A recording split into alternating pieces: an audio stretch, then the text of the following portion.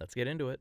Hey guys, how's it going? My name's Al. If you don't know me, welcome to the channel. I am an amateur voice actor. I do various other things on this channel. This is just kind of if I'm creative and want to do something, I post it here.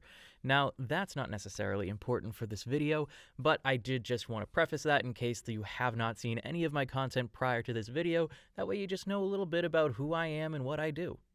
So when it comes to microphones, I have two that are very near and dear to my heart. I've got the Stellar X2 and the Stellar X3, both made by TechZone Audio Products, and I very much enjoy these. They're very good, lower budget, high quality microphones in my personal opinion. And when the X2 came out, I got it off of I think the second round of pre-orders. And then when the X3 came out, I pre-ordered that immediately. I was personally sold on the X2 by Booth Junkie's video on it. So if you guys have not seen that, go watch his video on it. It's really incredible. And just think that the microphones got better since that release. Like there were actual design improvements after that video came out. So how good you think that microphone quality is, it's even better in its current iteration. The X3 was their natural step up, and so as soon as that became available, I pre-ordered it. It had a few extra features like a 10 decibel pad and a high pass filter, which the X2 does not have. So for me personally, I was like, oh cool, no brainer, just a little bit of an upgrade beyond the X2, and we'll go with that. And so once that came out, I've been using it exclusively ever since. Now, one thing I always wanted to do, and kind of half did, was compare these two microphones one-on-one, just complete direct comparison. Now, when I got the X3, I did an initial version of that, but I was in my college dorm room. The only interface I had was a Focusrite Scarlett Solo, so I had to be like swapping out the XLR cables, and I could never record them both at the same time. But recently, and 8 months ago, I got the Modu M2, which has two different audio inputs, which means I can be running both of these microphones at the exact same time. So I figure it's about time that now that I have that equipment, I do an updated version of that initial comparison video. Now that I can actually set the gain knobs to pretty much the exact same spot on both inputs, put them right next to each other, keep them pretty much the same distance from me, and just go about this comparison in a much better, more accurate way. Both of these products have been on the market for a fair bit now, so I'm not going to be going over the preliminary information that you'd normally see in like an unboxing or a review video. This is directly comparing these two microphones, having the audio switch back and forth, as I'm sure you've noticed already with the graphic that's been going back. And I am just here to help anyone who has one of these microphones or wants to purchase one of these microphones and doesn't know if one is necessarily better than the other. So I have a kind of baritone-y voice. I can do some lows, I can do some highs.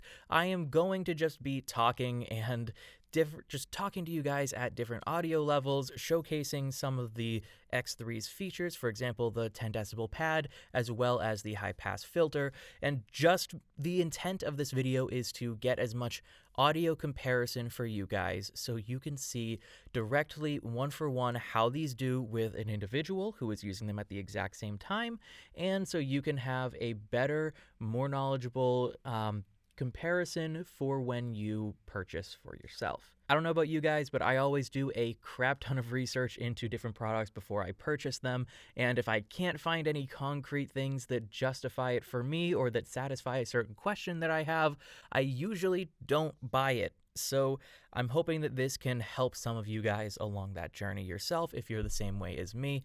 And if not, if you're just an audiophile that wants to see the direct comparison of these two just for your own enjoyment, then have at it.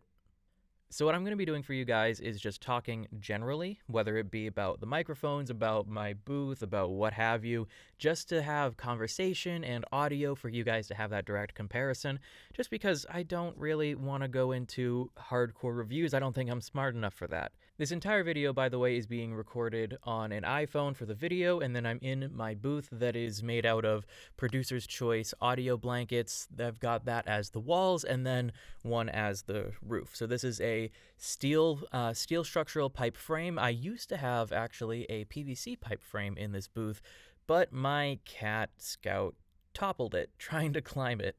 I realized that the way I had it built, it was never going to be structurally sound enough.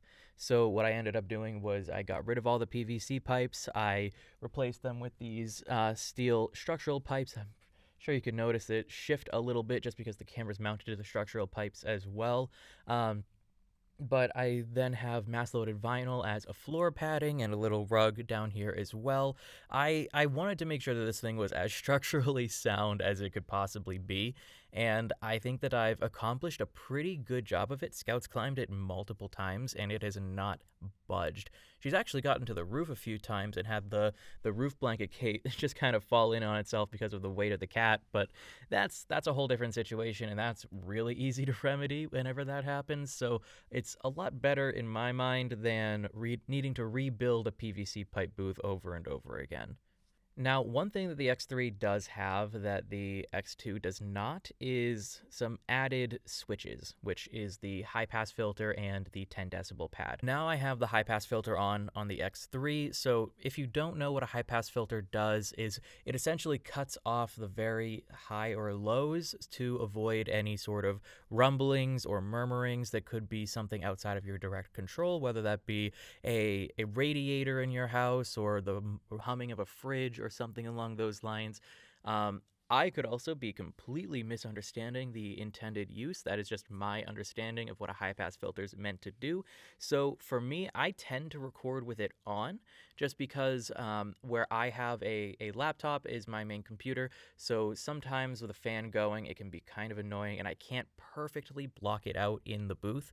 So what I end up often doing is having the high-pass filter on and utilizing that to reduce the likelihood that that's being caught on the recording. Additionally, one thing that this does also have is a 10 decibel pad, which means if you need to be loud, if you need to yell, if you need to record something that is like very, very loud, you can do that without peaking or needing to delete your gain and then needing to like redo it afterwards. Okay, so now that we have the 10 decibel pad on, I'm just going to switch over to the X3 just to show you at a normal speaking voice what that sort of sounds like. But then at the same time, if I need to yell, if I need to be so loud, I can do that. I can be as loud as I need to be, but I can still maintain a decent audio quality. It won't be peaking. It won't be absolutely terrible if I yell. Now, I'm going to be maintaining that entire yelling section on the X3 because I don't want to blow out your eardrums, but trust me when I tell you that this thing is peaking so badly when I raise my voice to that level, and it's not something that you want to have to deal with if you can avoid it with just the switch of a button. So for me, that switch is very handy in the small chance that I am going to be recording something that's not a normal speaking tone or a normal speaking voice, because a lot of what I do is less character work and more narration based, so I'm not typically yelling too much, but in the times that I do character work and I do have to yell, there are times before I had the X3 that would have come in so handy for me. Because if you guys don't know, there's no gain markings on most interfaces out there. So back when I just had the X2, I was utilizing the Scarlett Solo, and I was just taking my best guess at putting the gain back to where it was initially. So having that 10 decibel pad is great for maintaining your before and after decibel just gain in general. It makes things a lot easier so you don't have to spend time trying to recalibrate that and potentially continue your recording at a worse off spot than where you were. One thing I do also want to show off is the proximity effect of each of these microphones. So I'm going to start with the X2 just to show you what happens to the audio as I get a little closer. Now, with most things, you will get a little more bassiness in the voice when you get closer to the microphone. I'm about 2 inches from it right now. I don't think you should be this close normally, but I want to showcase just what that sounds like for you guys. And as I get farther away, how that changes, how my voice changes. I did not change the tone or the volume all too much as going back and forth. Now I'm going to switch over to the X3 and I'm going to do the exact same thing. I'm just going to get a little bit closer and a little bit closer. And if you guys can notice, obviously I don't have my ears on right now, so I'm not going to be able to tell you exactly how much bassiness you guys are going to be hearing as opposed to backing up and backing up. But I do want to be able to give you guys that little tidbit there. And there's another thing here that with the high pass filter, that does also eliminate some of the bassiness if that's enabled. So I'm going to get a little bit closer now that the high pass filter is turned on, just to show you the effect that it does have on the proximity effect of the microphone itself. Now, typically a high pass filter will counteract some of the bassiness in proximity, but I do want to just showcase that so you guys can see with my specific voice, with this specific setup, how that's going to be reacting with the high pass filter versus without it. Now, again, I do want to apologize for the potential jankiness in how this setup comes off, and in the video itself, this is my first time doing a direct microphone comparison. This is the first time setting up my camera in the booth. I don't think I'm normally going to be having two different microphones at one time, so for example, if I don't have to worry about keeping them at close proximity to each other, I can just be doing something like this, where it's right in front of me, it's right up close, but because I want to be showcasing these two microphones at a fairly equal distance to me, good proximity, angled the same way for the most part, I do want to be that will result in some sort of potential jankiness in how this looks, so I do apologize if it comes off that way. If I do more of these direct microphone comparisons in the future, then I will maybe look into upgrading what I have, but right now I think this is certainly well enough for showcasing the difference between these two microphones, and I think the main point is the audio quality. The visual element is just beneficial, except for telling you which microphone the audio is coming out of.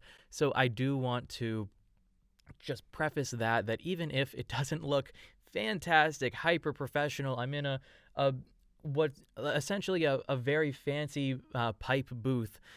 I'm not in I'm not in a whisper room or an Audio Bricks studio thing or a professional studio. This is just my home studio with the blankets and the mass loaded vinyl, and I just want to make sure that you guys know that this is not the highest quality situation. So if there is any sort of audio deficiency here, any sort of room noise that you guys are hearing, I do apologize about that. But I do want to show the standard person, the amateur's perspective of these two microphones in direct competition with one another.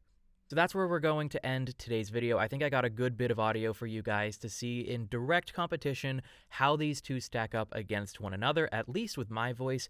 Everyone's voice is different. Microphones pair with certain voices differently. I've been told that neither of these pair with my voice well. So if you guys do enjoy this video, make sure to let me know. Let me know which one you thought maybe worked better with my voice, or which one you thought performed better overall. Do you think the X3's new features are worth it, or do you think the X2 has a better sound? Let me know, because I would love to start a conversation with you guys about these microphones, and if you have any other microphones you want to hear my voice on, let me know, because I take any and all suggestions. I certainly try to improve my content with every new upload, and so if there is any suggestions or feedback that you guys have, I'd love to have it.